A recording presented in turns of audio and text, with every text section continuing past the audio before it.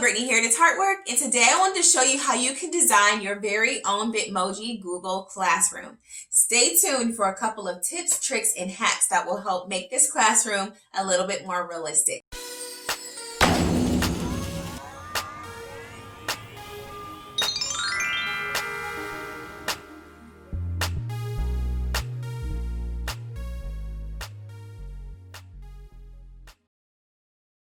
So before we jump in, I wanted to show you all the finished product. If you like what you see, keep watching. Alright, so to go ahead and get started, open up a blank presentation through Google Slides and rename it to your Bitmoji Classroom. The next step you're going to take is to upload an image from your computer. Now let me explain. A lot of Bitmoji classrooms have the preset backgrounds, but you can actually create your own by using digital papers and also cropping the papers to be a certain shape. So that's what I'm going to show you how to do. Go to Teachers Pay Teachers and check out the free options. They have a lot of cool ones and also some that look like textured wood. I actually already have some uploaded on my computer, so I'm going to just choose the ones that I want for this Bitmoji classroom. Now you're going to go ahead and hit the crop tool, but you're going to crop that to a shape and you're going to choose the trapezoid. Go ahead and use the rulers on the sides there to adjust the shape to the size that you would like. I'll let you know that the shortest side of my trapezoid is about 2 inches. The longest side of it is going to be about 4 inches, and then the height of the trapezoid, or kind of like the middle point to the middle point, is about 2 inches. So adjust that as needed.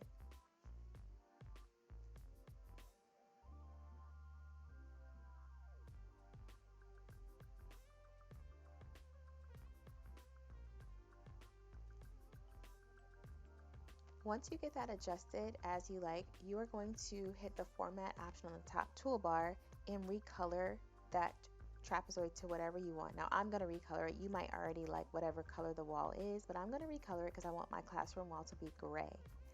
And I'm also going to add a border around that gray side of the wall so that I don't have to do this for future shapes.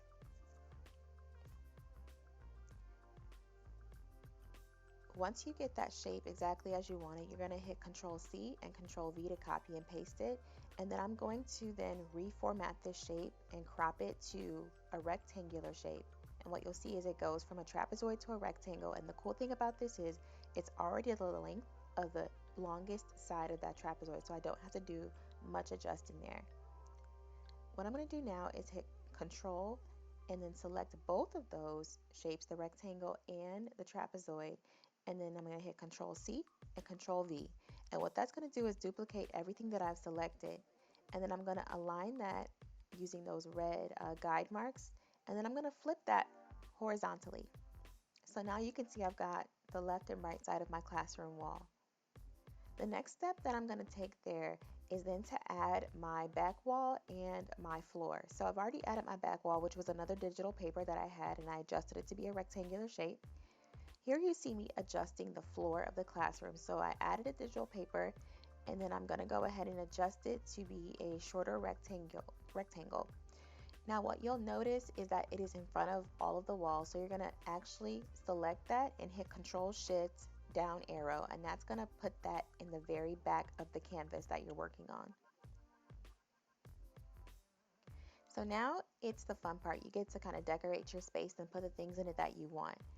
I'm going to start off by adding a window because this is going to be on the back wall, and I'm likely not going to change what's on the back wall or what is a part of the structure of the classroom. So I found a window that I liked by doing a Google search, a Google image search, but you're going to want to make sure that you type in like window transparent, whatever it is, you want to make sure that it's a transparent background. And I'm going to find a background that I like. Now here, I'm just going to crop out part of the picture that I don't need.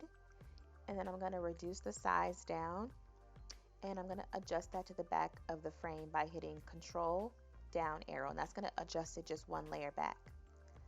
So now what I want to do is add some curtains to my window, and I'm going to do a Google image search to see if I can find something, but there actually aren't any window curtains that I like, so I'm going to show you the first hack. There is a really cool website called HiClipArt, and all of their images are already transparent. So if you go to highclipart.com and search whatever it is that you're looking for, you'll likely find it, or just some variation of it. So I'm going to go ahead and search for the curtains that I would like. and insert those into my Google Bitmoji classroom. Be careful when you go to the site, there are a lot of ads. You're going to click the teal download button. That's the correct one to get the image that you want. All right, so my download is on my download bar that's right below my Power or my Google slide, and I'm going to click and drag that into the slide, and I'm going to go ahead and adjust it the way that I want. Now that I have it adjusted, I'm going to insert an image and do a Google search this time, and I'm going to search for a transparent whiteboard. I like this one, but I'm going to go ahead and crop out the bottom of that. So I'm just going to do that really quickly, and then I'm going to adjust that whiteboard to the back wall. The next thing I want to do is create some posters. The posters that I want to create are going to be our 3 rules that we all use in our school. So take care of yourself, take care of others, and take care of the environment. Basically what I did was I inserted a shape, which was a rectangle, changed the background to white, and then I typed in the words that I wanted to appear on the poster. The 3 fonts that I used were Barrio, I don't know how you say it, for the top, take care, the font Unkempt for the word of, and then the font Cedarville for the word yourself. So if you want those fonts, all you have to do is go to the font drop down bar and click on more fonts. It's literally at the very top, and you can get those fonts too. So I'm going to hit Control C, Control V, duplicate that poster, and then of course change it to the other 3 posters that I'm going to want.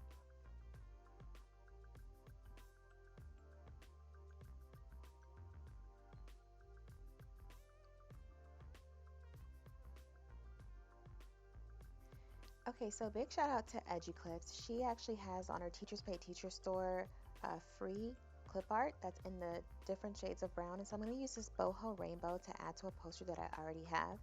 The top one says, "You are enough." And the bottom one says, "In this room, we are both human and kind." And I'm going to add that boho rainbow to that poster. Now I'm going to go back to the High Clip Art site to find a frame to put around all these posters. You can just use a border if you want, but I like the idea of using a frame because in my actual classroom I have that. So I'm going to add that frame to the Google slideshow and adjust it. The next thing that I did was I went ahead and added some digital paper, polka dot because I like it, glitter polka dot. And I'm going to adjust that to the shape of a trapezoid because I'm going to create 2 bulletin boards, one on either side of the room. And what you can do is search bulletin board or bulletin board border in Teachers Pay Teachers, and make sure you choose some that are free. I already have some bulletin border, and what I'm going to do is add that to this and then crop it to just one side. As you can see, the shape of that rectangle will not fit over the trapezoid, and I can't adjust it, so I'm just going to make it work by cropping and then duplicating that strip and then putting around all of the edges of the bulletin board.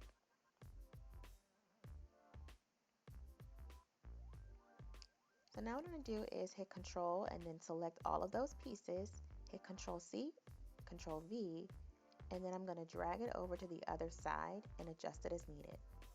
Now what you see me doing here is adding a header for both of the bulletin boards. The first one is going to hold my objectives, and actually as I'm typing each letter, I'm adjusting the size of the letter so that it looks like it's giving a perspective that from like big to small. I think I'm going to put student work on this side, but I'm not quite sure yet. So the next thing I want to do is add some string lights for the ceiling of my classroom. So I found those again at the High Clip Art website, and I'm going to adjust those as needed.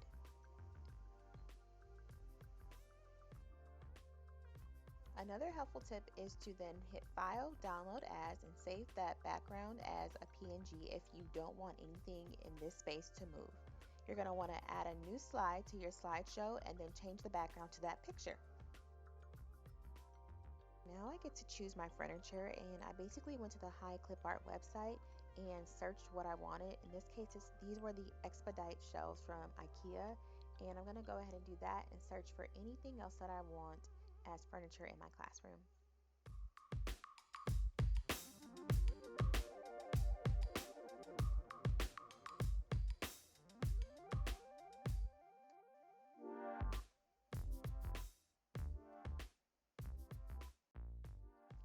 All right, so one last tip is that you may not actually find what you're looking for in terms of a transparent image on Google search through the slides, but you may actually find it on Google and it may not have a transparent background. So a hack is that if you have Microsoft PowerPoint, to add the image to a PowerPoint slide and remove the background and then save that as a picture. And there you go. It actually takes away any background. It really works well if there's a white background, so just keep that in mind.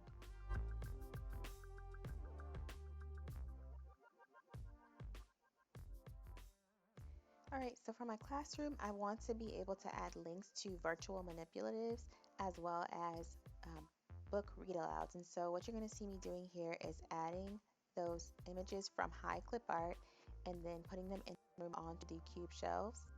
And then I'm also going to be adding a glitter jar and a timer, which will represent a link for students to click on to have a virtual mindfulness break in case they need it. The next thing that I'm going to do then is add links to all of the little icons where I want students to be able to interact with. The first one is the sand timer, and that's available through online stopwatch. There's also a virtual mindfulness room that I talked about that my school has. In addition, I'm going to go ahead and link all of the virtual manipulatives. So that is from online dice.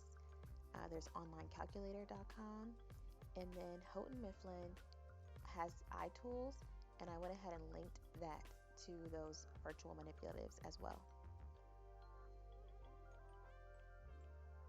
I also plan to link read alouds once I get them set for those books on the other shelf. So the last step for me is to go ahead and use my Bitmoji link at the top there in my toolbar and search pose and find one that I want to add to my classroom. So I'm going to go ahead and do that. And I'm going to insert little me onto the carpet there.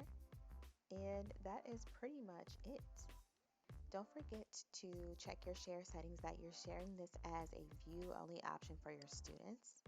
And then of course you want to hit present mode and make sure that all of your links work well.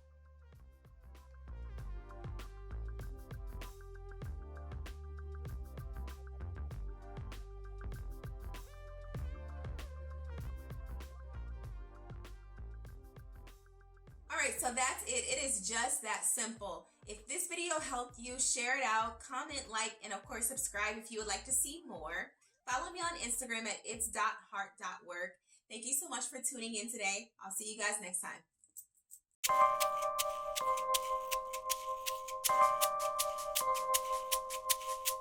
time.